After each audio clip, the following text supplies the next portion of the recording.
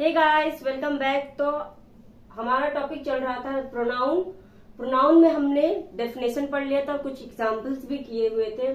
आगे अब है हमारा जो है, आज हम प्रोनाउन में जेंडर देखेंगे। जेंडर कितने प्रकार का होता है? जेंडर हमारा 4 प्रकार का होता है, जिसमें masculine, feminine gender, neutral gender और कॉमन जेंडर। ये 4 प्रकार के जेंडर है।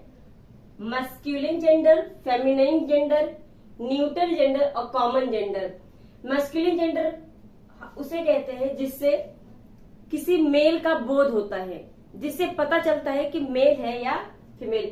तो मस्कुलिन से हमें मेल का पता चलता है। यहाँ पे ये मेल के लिए है मस्कुलिन। तो मेल में क्या आ जाता है? बॉय। बॉय एक लड़का है। लड़का क्या है? लड़का, ये लड़के से पता चलता है कि जो है ये मेल है। बॉय एक लड़का है और ये मेल है। इसके आगे मैन। मैन भी आपका क्या है? मेल है। हस्बैंड, हस्बैंड भी आपका जो है मेल होता है। और फादर भी आपका जो है मेल होता है। तो मस्कुलिन में जो है मेल की बात होती है। अब आगे है फेमिनाइन जेंडर। फेमिनाइन जेंडर में जो है फीमेल का पता चलता है। फेमिनाइन जेंडर में फीमेल वर्ड यूज होते हैं, जैसे कि गर्ल। गर्ल एक लड़की है और लड़की से ये पता चलता है कि ये क्या है? एक फीमेल है। वुमेन, वुमेन जो है एक औरत है, जिससे पता चलता है कि वुमेन क्या है? आपकी फीमेल है। Wife female. मदर, मदर भी आपकी जो है फीमेल होती है। तो फेमिनाइन जेंडर से हमें फीमेल का पता चलता है। आगे है न्यूट्रल जेंडर। न्यूट्रल जेंडर का मतलब है ऐसे वर्ड, ऐसे शब्द जिससे किसी निर्जीव का पता चलता है। यहाँ पे नॉन लिविंग थिंग्स होते हैं, जैसे कि आपका जो बोर्ड है, बोर्ड आपका नॉन लिविंग थिंग्स है।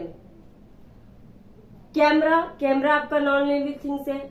मार्कर भी आपका नॉन लिविंग थिंग्स है। इसमें कोई जान नहीं है, ये एक निर्जीव वस्तु है।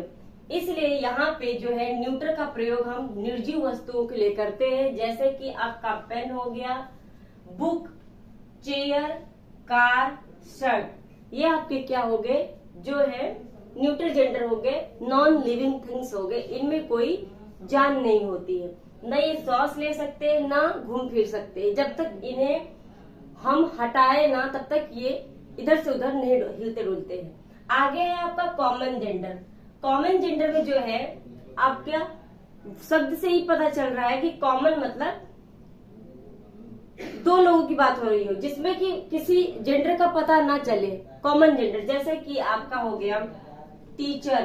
टीचर से आपका ये पता नहीं चल रहा कि ये मेल है या फीमेल, क्योंकि टीचर जो शब्द है हम दोनों के लिए यूज करते हैं, चाहे वो मेल हो चाहे वो फीमेल हो। ठीक है। उसी प्रकार हमारा स्टूडेंट है।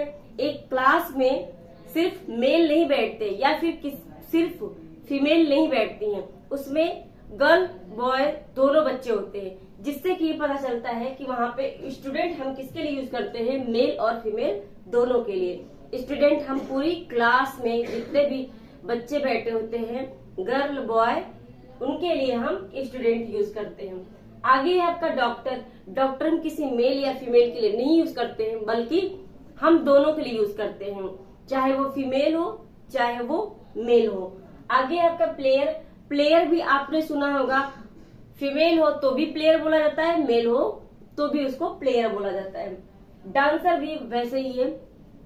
अगर डांसर मेल है तो भी डांसर ही बोला जाएगा, फीमेल है तो भी डांसर ही बोला जाएगा। इस प्रकार हम कह सकते हैं कि कॉमन नाउन जो है, कॉमन नाउन से किसी जेंडर का पता नहीं चलता है, बल्कि जो है कॉमन नाउन में दोनों के लिए यूज किया जाता है, फीमेल हो या मेल हो। जैसे उसके बाद ये है कि आप कॉमन नाउन में कैसे सेंटेंस बनाए। अगर सेंटेंस में जो है, सेंटेंस में अगर when gender is not clear, जब जेंडर क्लियर ना हो, तो वहां पे आप क्या करेंगे? वहां पे आप सबसे पहले क्या है? ही को प्रीफर करेंगे, यानी मेल को ही प्रीफर करेंगे। अगर वहां पे जो है सेंटेंस में मेल या फीमेल किसी भी जेंडर का पता नहीं चलता है, कॉमन नाउन है, तो वहां पे आप जो है ही का यूज करेंगे। ठीक है, जैसे एग्जाम्पल में a doctor should perform his duty. अब हिज जो यहाँ पे क्यों यूज किया गया है? डॉक्टर के लिए, क्योंकि डॉक्टर से ये कहीं पता नहीं चल रहा कि ये मेल है या फीमेल है, इसलिए डॉक्टर के लिए हमने सबसे पहले क्या जो है यहाँ पे प्रीफर किया मेल को। तो मेल के लिए जो है प्रोनाउन का जो है ऑब्जेक्टिव क्या होता है? हिज होता है। ऑब्जेक्टिव हिज होता है।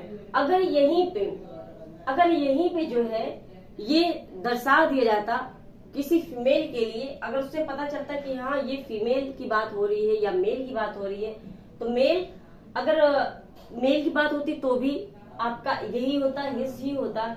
अगर फीमेल होती तो यहाँ पे हिज की जगह यहाँ पे क्या हो जाता? हर हो जाता। हिज की जगह यहाँ पे हर हो जाता। अगर यहाँ पे फीमेल की बात होती तो आगे है आपका इट। इट को जब हम प्लूरल करते हैं तो ये दे में आता है, ऐसे तो ये इट्स में आता है। एस लगाकर इसको प्लूरल कर दिया जाता है। इट किसके किसके लिए होता है? इट हम एनिमल के लिए यूज करते हैं, ठीक है, बर्ड्स के लिए यूज करते हैं, इंसेक्ट्स के लिए यूज करते हैं, पक्षियों के लिए, पेड़ पौधों के लिए और जानवरों के लिए जो है इट का प्रयोग करते हैं। नॉन लिविंग थिंग के लिए भी हम इट का प्रयोग करते हैं।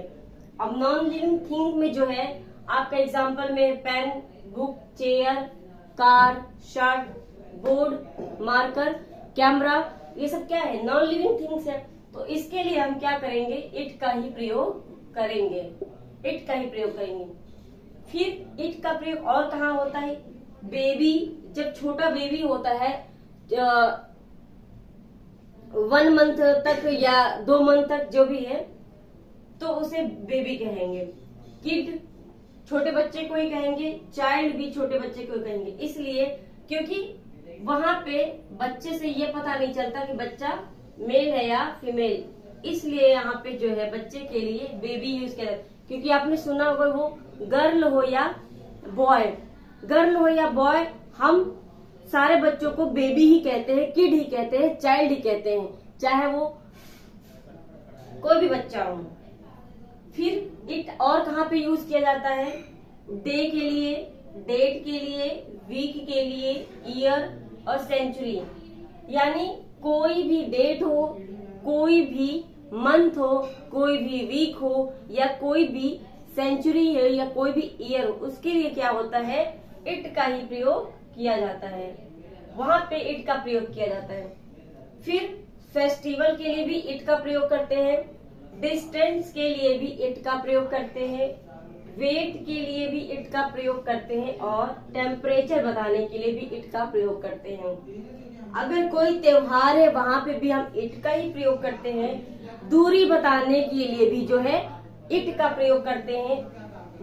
वजन बताने के लिए भी इट का प्रयोग करते हैं और टेम्परेचर, तापमान बताने के लिए भी हम इट का प्रयोग करते हैं। तो इतना आपको समझ में आया होगा और आज के लिए बस इतना ही।